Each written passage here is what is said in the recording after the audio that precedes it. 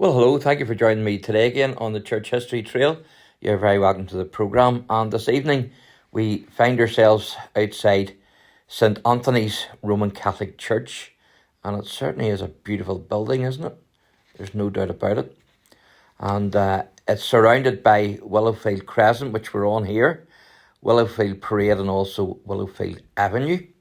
And then the main road, which I'll show you shortly, is actually the Woodstock Road. So we're in East Belfast here. I'm going to tell you a wee bit of the history of this church and its connection with World War II and the stained glass windows. So St Anthony's Church is a Roman Catholic church, and it stands on the former grounds here of Willowfield House, which was owned by a Belfast prominent businessman called Jonathan Vint. So this used to be the grounds, the property of Jonathan Vint, and it was Willowfield House. Now, we can't get in, unfortunately, because there's locks on the gates. So the house and 8 acres of land were bought in 1906 by the Most Reverend H. Henry, who was at that time Bishop of Down and Connor. And plans to build a new church on these grounds were delayed because of the outbreak of World War I in 1914. Now, further turmoil associated with the establishment of the new state of Northern Ireland continued to delay the building plans. So you can see there it says Willowfield Crescent. And then this is the Woodstock Road, the busy Woodstock Road.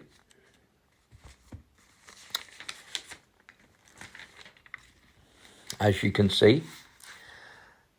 So it was decided to construct a small rectangular building to serve as a mass house until the church could be built, and this was later used as the parochial hall. Then on the 15th of June 1936, the foundation stone was laid by Bishop Daniel McGain. Now the church was opened at 12 noon on Sunday the 16th of October 1938. St Anthony's remained the chapel of ease to St Matthew's parish until it became an independent parish in 1955. And the curate who had been in charge since the opening in 1938, Patrick Fullerton, he became the parish priest, an office which he held until his death in 1972. Now, during World War II in 1941, German bombers dropped incendiaries in nearby Hatton Drive and Roseberry Road. After noticing that the stained glass windows of St Anthony's Church had been shaken during the bombing raid, it was decided to remove them and to put them into storage in the convent for the duration of the war. And then after the war, they were later reinstalled at the church here. So a connection here with this church, its stained glass windows and World War II.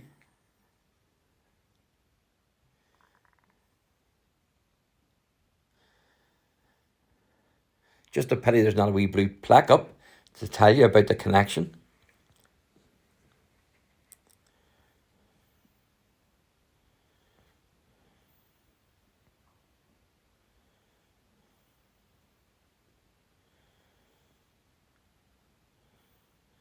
But it certainly is some building. It would have took a penny or two to build it, there's no doubt about it. And of course it's suffered its own trouble during the Troubles, so that's probably why the gates are still locked. That's during the Northern Ireland Troubles, of course. Thanks for watching, and God bless.